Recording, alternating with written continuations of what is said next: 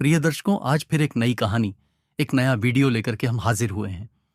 गांव के बाहर एक छोटा सा घर था जहां रमेश और सुरेश नाम के दो पक्के दोस्त रहते थे। दोनों बचपन से साथ थे और हर सुख दुख में एक दूसरे का साथ निभाते थे। लेकिन समय के साथ सुरेश थोड़ा लालची हो गया।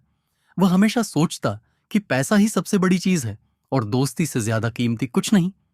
एक दिन गांव में से एक पहुंचे हुए साधु आए। उन्होंने बताया कि पास के जंगल में एक गुफा है जहां एक रहस्यमयी पत्थर रखा हुआ है। जो भी उसे छू लेगा वह सोने में बदल जाएगा। यह सुनकर सुरेश के मन में लालच आ गया। उसने रमेश से कहा, चलो उस गुफा में चलते हैं और वह पत्थर ढूंढते हैं। रमेश को इस बात में कोई दिलचस्पी नहीं थी, लेकिन दोस्त की जिद के कारण वह भी चल पड़ा। दोनों ने कई दिनों तक जंगल में भटकने के बाद गुफा ढूंढ ही ली। वहां सच में एक चमकता हुआ पत्थर रखा था। सुरेश ने उसे उठाया और तुरंत ही उसकी लकड़ी की छड़ी सोने में बदल गई। वह खुशी से उछल पड़ा और बोला, अब मैं सबसे अमीर आदमी बन जाऊंगा। लेकिन तभी अचानक गुफा में एक अजीब सी आवाज गूंजी। जिसने इस पत्थर को लालच से छुआ, उसकी सबसे अनमोल चीज उससे छिन जाएगी। और तभी रमेश गायब हो गया।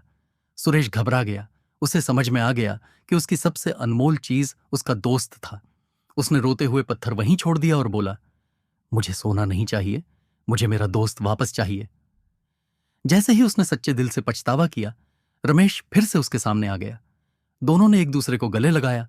उस दिन के बाद सुरेश ने समझ लिया कि धन से ज्यादा दोस्ती की कीमत होती है। लालच हमें सबसे कीमती चीजों से दूर कर देता है। सच्ची दोस्ती और रिश्ते किसी भी दौलत से बढ़कर होते हैं। रमेश के वापस आने के बाद सुरेश को अपनी गलती का एहसास हुआ।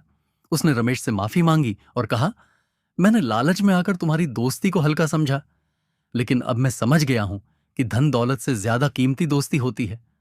रमेश मुस्कुराया और बोला, दोस्ती का असली मतलब यही है कि हम एक दूसरे की गलतियों को समझें और सुधारने का मौका दें। इसके बाद दोनों ने गुफा को हमेशा के लिए छोड़ दिया और वापस गांव लौट आए। लेकिन इस सफर ने सुरेश को पूरी तरह बदल दिया। अब वह दौलत के पीछे भागने के बजाय लोगों की मदद करने और अपनी दोस्ती को मजबूत बनाने में विश्वास करने लगा। गांव में लौटने के बाद सुरेश ने अपने लालच में किए गए गलत कामों को सुधारना शुरू किया। उसने गरीबों की मदद करनी शुरू की। जो भी धन उसने पहले गलत तरीके से कमाया था, उसे जरूरतमंदों में बांट दिया। उसकी यह दरियादिली देखकर गांव वाले भी उसकी इज्जत करने लगे। कुछ ही समय में रमेश और सुरेश दोनों मिलकर गांव के बच्चों के लिए एक विद्यालय खोलने लगे, ताकि कोई भी बच्चा शिक्षा से वंचित न रहे। उनका यह नेक काम दूर दूर तक प्रसिद्ध हो गया और गांव का हर व्यक्ति उनकी तारीफ करने लगा। रमेश और सुरेश की दोस्ती और भी गहरी हो गई। उन्होंने मिलकर यह साबित कर दिया कि दौलत हाथ का मैल होती है, लेकिन सच्ची दोस्ती और अच्छाई हमेशा अमर रहती है। समय बीतता गया और रमेश और सुरेश का स्कूल पूरे इलाके में मशहूर हो गया। उनके नेक इरादों और मेहनत से गांव के कई गरीब बच्चे शिक्षित होने लगे। धीरे धीरे उनके गांव में बदलाव आने लगा। लोग ज्यादा समझदार हो गए। बच्चों को पढ़ाई का महत्व समझ में आने लगा और गांव की स्थिति भी सुधरने लगी। नई चुनौती एक दिन गांव में एक व्यापारी आया। उसने गांव वालों को बहकाया कि अगर वे अपनी जमीन उसे बेच दें तो वह वहां एक बड़ा कारखाना बनाएगा और सभी को नौकरी मिलेगी। कुछ गांव वाले उसकी बातों में आ गए, लेकिन रमेश और सुरेश को शक हुआ। उन्होंने व्यापारी से उसकी योजना के बारे में और जानकारी मांगी, लेकिन वह टालमटोल करने लगा। रमेश ने कहा, हमें यह देखना होगा कि यह सच में गांव की भलाई चाहता है या सिर्फ अपना फायदा देख रहा है। सुरेश ने भी सहमति जताई और दोनों ने व्यापारी की पृष्ठभूमि की जानकारी इकट्ठा करने का फैसला किया।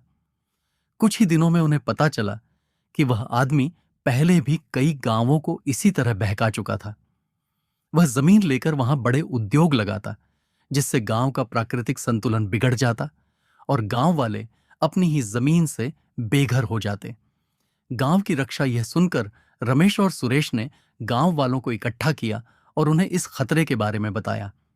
पहले तो कुछ लोगों को यकीन नहीं हुआ, लेकिन जब उन्होंने व्यापारी से सीधे सवाल किए और वह जवाब देने में हिचकिचाने लगा, तो सबको समझ में आ गया कि वह धोखेबाज है। गांव वालों ने मिलकर व्यापारी को बाहर निकाल दिया और अपनी जमीन बचा ली। इस घटना के बाद गांव में एक नई सोच पैदा हुई।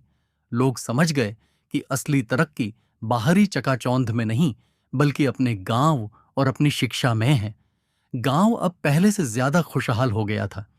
रमेश और सुरेश की दोस्ती ने सिर्फ उनके जीवन को ही नहीं बल्कि पूरे गांव को बदल दिया। उन्होंने ये साबित कर दिया कि सच्ची दोस्ती और समझदारी मिलकर किसी भी मुश्किल का हल निकाल सकती है। और इस तरह उनकी कहानी पूरे इलाके में एक मिसाल बन गई, जहां दोस्ती, ईमानदारी और समझदारी ने लालच और धोखे पर जीत हासिल की। गांव अब तरक्की की राह पर था, लेकिन रमेश और सुरेश जानते थे कि सिर्फ एक खतरा टल जाने से भविष्य सुरक्षित नहीं हो सकता। उन्होंने गांव वालों से कहा, हमें खुद को इतना सक्षम बनाना होगा कि कोई भी बाहरी व्यक्ति हमें फिर से धोखा न दे सके। इस सोच के साथ उन्होंने गांव में शिक्षा के साथ साथ कौशल विकास पर भी ध्यान देना शुरू किया।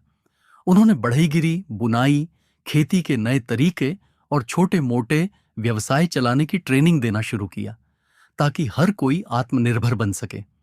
अगर आपको कहानी अच्छी लगे हैं तो लाइक, कमेंट, सब्सक्राइब कीजिए और शेयर कीजिए। और नमस्ते।